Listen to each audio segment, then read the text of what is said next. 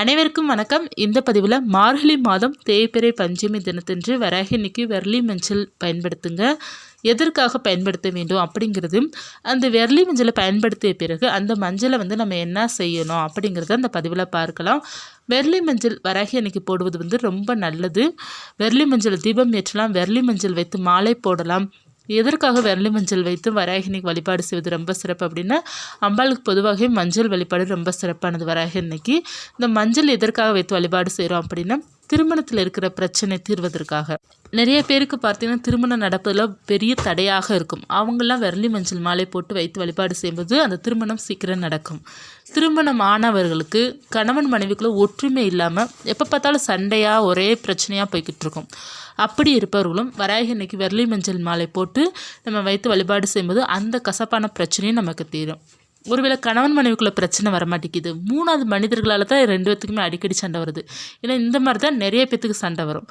அடிக்கடி பார்த்திங்கன்னா இந்த குடும்பத்தில் இருக்கிறவங்க மற்றவர்களால் உறவினர்கள் மூலமாக தான் பெரிய சண்டையாக போய் முடியும்.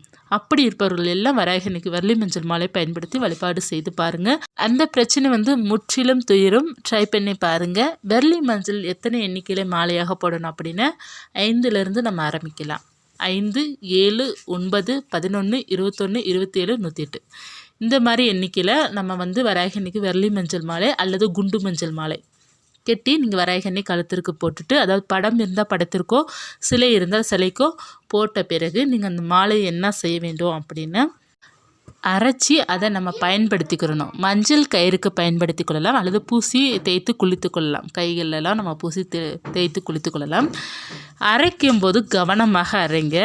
நிறைய பேர் மிக்சியில் பார்த்திங்கன்னா அரைக்கும்போது அந்த மிக்ஸி ஜார் போயிடும். இது நீங்கள் கவனமாக அரைக்கணும். இது பழைய ஜார் நீங்கள் எக்ஸ்ட்ரா வச்சுருப்பீங்க பார்த்தீங்களா, அந்த ஜாரில் போட்டு அரைங்க.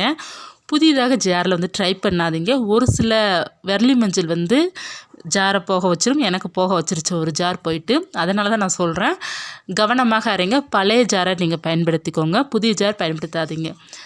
ஒரு சில வெர்லி மஞ்சளுக்கு போயிடுது, ஒரு சில வெர்லி மஞ்சளுக்கு போகலை.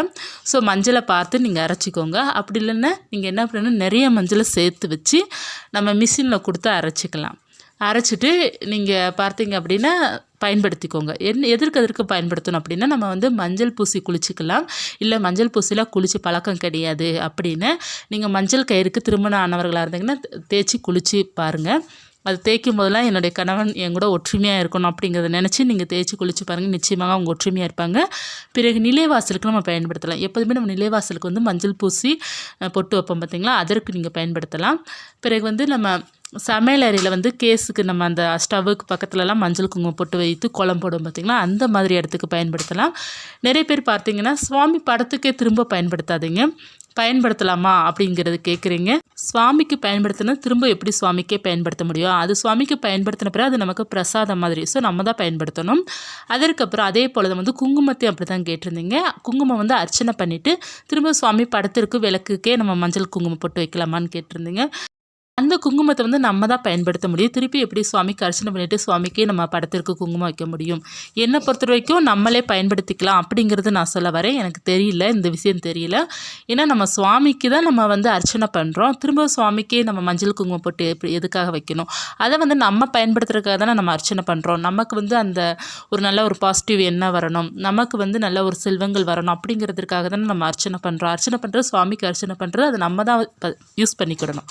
அப்படி நம்ம யூஸ் பண்ணுறது தான் விசேஷமாக இருக்கும் அப்படிங்கிறது நான் நம்புகிறேன். என்னென்னு தெரியல, நான் இதை இன்னும் கொஞ்சம் விசாரிச்சுட்டு நான் உங்கள்கிட்ட சொல்கிறேன். நம்ம சுவாமிக்கு பயன்படுத்துகிற எல்லாமே நம்ம தான் பிரசாதமாக எடுத்துக்கிறது ரொம்ப நல்லது. ஒருவேளை ஒரு சில விஷயங்கள் நம்மளால் பயன்படுத்த முடியாது. இப்போ பூக்கள் போடுறோம் அப்படின்னா பூக்கள் காஞ்சிடும், அதை நம்ம பயன்படுத்த முடியாது. அதை நம்ம தண்ணியிலையோ அல்லது கால்படாத இடத்துல போடுவோம். அதே போல் இந்த குங்குமம் நம்ம பயன்படுத்துறது, ஆனால் நம்ம பயன்படுத்திக்கிடணும். வெர்லி மஞ்சள் நம்ம பயன்படுத்துறது நம்ம பயன்படுத்திக்கிடணும். இந்த மாதிரி அரைச்சி நீங்கள் பயன்படுத்திக்கோங்க, சேர்த்து வச்சுக்கோங்க. அது கொஞ்ச நாளைக்கு நல்லா தான் இருக்கும். அந்தளவுக்கு பூச்சிலாம் விழுகாது. ஒருவேளை பூச்சி விழுந்துருச்சு அப்படின்னா நீங்கள் அதை மரத்தில் போய் போட்டு வந்துடுங்க. அந்த வெர்லி மஞ்சள் நம்ம வீட்டுக்கிட்ட மரம் இருக்கும், அதில் போய் போட்டு வந்துடுங்க. கீழே போடாதீங்க, கால் படுற இடத்துல போடாதீங்க, அல்லது ஓடு தண்ணியில் விட்டுருங்க. இந்த மாதிரி செஞ்சுக்கோங்க. இல்லைன்னா நம்ம வீட்டில் இருக்கிற செடியிலே மண்ணில் நீங்கள் போட்டுருங்க. இந்த மாதிரி செய்து கொள்ளலாம். குடும்பம் ஒற்றுமையாக இருப்பதற்காக இந்த வெர்லி மஞ்சள் மாலை பயன்படுத்தும் போது குடும்பம் நிச்சயமாக ஒற்றுமையாக இருக்கும். வேண்டுதல் அனைத்துமே நிறைவேறும். கடன் பிரச்சனை எல்லாம் தீரும். தேய்பிறை பஞ்சமிக்கு தொடர்ந்து வெர்லி மஞ்சள் மாலை போட்டு வேண்டிட்டு வாங்க. நிச்சயமாக வேண்டுதல் நிறைவேறும். முடிந்த அளவுக்கு வெர்லி மஞ்சள் மாலை போடலாம். 5லேருந்து ஆரம்பிக்கலாம். இப்போ பக்கத்தில் உங்களுக்கு கோவில் இருக்குது அப்படின்னா ஒரு 27 வெர்லி மஞ்சளோ அல்லது குண்டு மஞ்சளோ கட்டி அங்கே போய் பூசாரிகிட்ட கொடுங்க. அவங்க வெர்லி மஞ்சளை வந்து சுவாமி கழுத்தில் போட்டுருவாங்க. உங்களுடைய வேண்டுதல் வந்து நிச்சயமாக நிறைவேறும். இந்த மாதிரி ஒரு 5 தேய்பிறை பஞ்சமிக்கு போட்டுட்டு வாங்க. ரொம்ப சிறப்பாக இருக்கும். ஒரு சில வராகி அன்னை கோவிலில் வந்து இந்த மஞ்சள் வைத்து பரிகாரம் பண்ணுறாங்க. மஞ்சளை வந்து அம்மியில் வச்சு அரைச்சி ஏதோ பண்ணுறாங்க. பரிகாரம் மாதிரி பண்ணுறாங்கன்னு நினைக்கிறேன், திருமணம் நடப்பதற்காக. அந்த மாதிரி பக்கத்தில் உங்களுக்கு ஆலயம் இருக்குது அப்படின்னா இருக்கான்னு பாருங்கள். பார்த்து அதே போல் செய்து பாருங்கள். ரொம்ப நல்லாயிருக்கும். வராகி அன்னை அருளால் பார்த்தீங்கன்னா எல்லாமே நமக்கு நல்லதே நடக்கும். நம்பிக்கையுடன் வழிபாடு செய்யுங்க. மார்கழி தேய்பிறை பஞ்சமி என்னைக்கு அப்படின்னா நமக்கு நியூ இயருக்கு முதல் நாள் டிசம்பர் 31 அந்த வீடியோ வந்து நான் கொடுத்துருக்குறேன். உங்கள் திதி நேரம்லாம் தெரியணும் அப்படின்னா அந்த வீடியோ நான் இன்டெஸ்கிரிப்ஷனில் கொடுக்குறேன், அதை பார்த்துக்கோங்க. மார்கழி தேய்பிறை பஞ்சமி என்று சிறப்பாக பூஜை செய்து உங்களுடைய வேண்டுதல் எல்லாம் நிறைவேறணும் அப்படிங்கிறத வராகினிட்டு எல்லாருமே பிரார்த்தனை பண்ணிக்கோங்க. நிச்சயமாக எல்லாமே நல்லதே நடக்கும். பிரச்சனை இருப்பவர்களுக்கு எல்லாருக்குமே பிரச்சனை தீரும். நம்பிக்கையுடன் வழிபாடு செய்யுங்க. இந்த பதிவு உங்களுக்கு உபயோகமாக இருக்கும்னு நினைக்கிறேன். இருந்துச்சுன்னா லைக் பண்ணுங்கள். மீண்டும் ஒரு ஆன்மீகத்துடன் உங்களை சந்திக்கிறேன். நன்றி.